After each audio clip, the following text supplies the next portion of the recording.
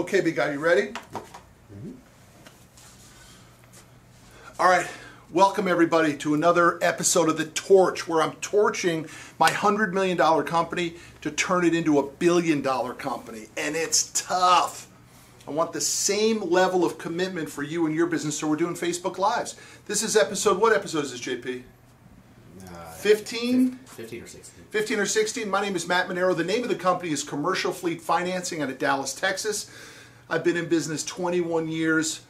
I know a lot about business. I've been through it all. Our company will do 135 million or so this year. And again, we're building it to $1 billion. Here's today's topic on The Torch. It's the biggest opportunity that nobody talks about. It's the inefficiencies within your business and how they cost you hundreds, thousands, tens of thousands, hundreds of thousands, or maybe millions of dollars, but nobody's really talking about it. So when we're torching our company to figure out how do we get it to $1 billion, we're spending a tremendous amount of time looking at the inefficiencies in our business and how much are they costing. So I came up with a 6-tip process with a bonus tip that's going to go here in the bottom. Tip number 1 on how to find the inefficiencies in your business and begin to correct it. Number 1, get the hell out of your office. I love it when my friend Harvey McKay, who wrote the book, How to Swim with the Sharks Without Getting Eaten Alive, talks about it. He says, you have to walk the factory floor every day. Get out of your office. Don't be barking orders. You got to get into the trenches with your people. You got to touch and feel the product, the thing that you probably did in your business to get it off the ground that you're no longer doing because you're in your corner office. You got to get out of that corner office and get into the trenches with your team again so you can start to touch and feel the business and see what's going on. Number 2, when you're walking around, you have to ask this question, not your version of this question, but this question. What would make your life easier? Not, what would you like to see changed? That's not the question. The question is, what would make your life easier? And those people will begin to tell you what makes their life hard. What makes their life hard is the inefficiencies in your business.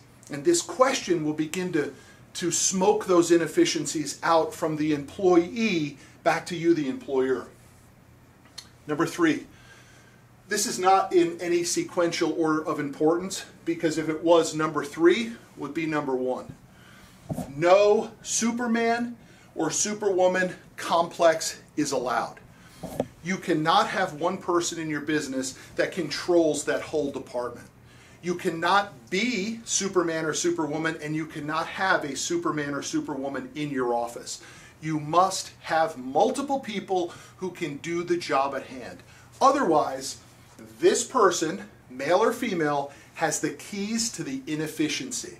And they're not going to let you in because they're Superman or Superwoman. They can do it all. They don't need to let you in. They just keep stacking the responsibility on their shoulders. Recipe for disaster. How do I know that? I've been Superman. How do I also know that? I've had Superwoman. Eventually you burn out. Number 4, focus on your largest expenses and start to work backwards. Now, clearly, this is not one of our largest expenses, but our company spends $250,000 a year in FedEx. Shipments, contracts that go back and forth to customers. So I left my office the other day. I walked into operations. I said, what would make your life easier? And they told me if when the contracts come back, they didn't have so many mistakes in it. And I looked around, there were 14 sets of contracts, 11 of them had mistakes. No wonder we have a $250,000 FedEx bill, because it costs us $40 to send it out. It comes back wrong. We spend another $40 to send out that one page that was signed wrong. Why? Because maybe we didn't put a big enough X and we didn't highlight it. And maybe we didn't call the customer and say, hey, before you sign those contracts, I just want to walk through them with you. So the system becomes incredibly inefficient and therefore expensive. Hell, I think we should have a $10,000 overnight bill. Think of that cost savings right there. That's saving $240,000, that's almost $250,000 savings in just overnights, because the process is so inefficient in my business, and I guarantee you've got them in yours. Number 5, how can technology help me solve this problem? What technology can I embrace that makes my employee's life easier or potentially even eliminates that position? I know that's harsh, but welcome to the big boys gang. That's what happens when you're digging into efficiencies. You have to embrace technology. The manual process, the old school process, is too time consuming. You're too reliant upon the human element, which means sick, kids sick, marriage, relationships, I don't feel well, I'm just having a bad day, I don't feel like coming in. Technology replaces that.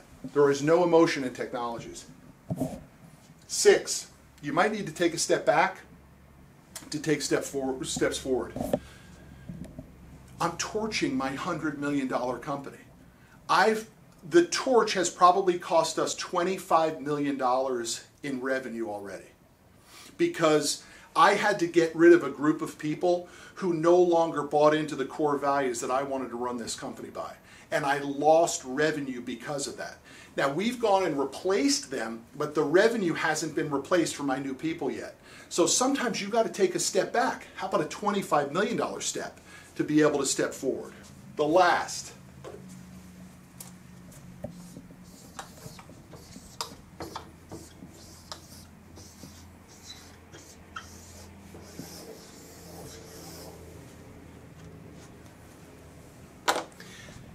It's easy not to change.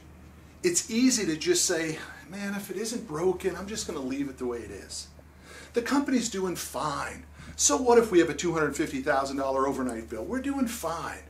You have to be bold.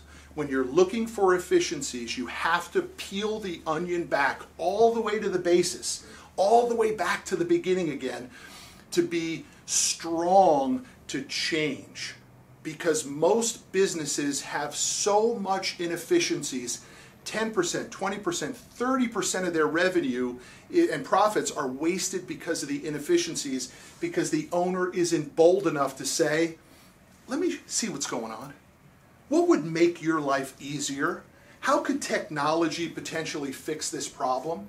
You got to be bold to look for the inefficiencies in your business. Again, my name is Matt Manero. Listen, get a copy of my book, The Grit.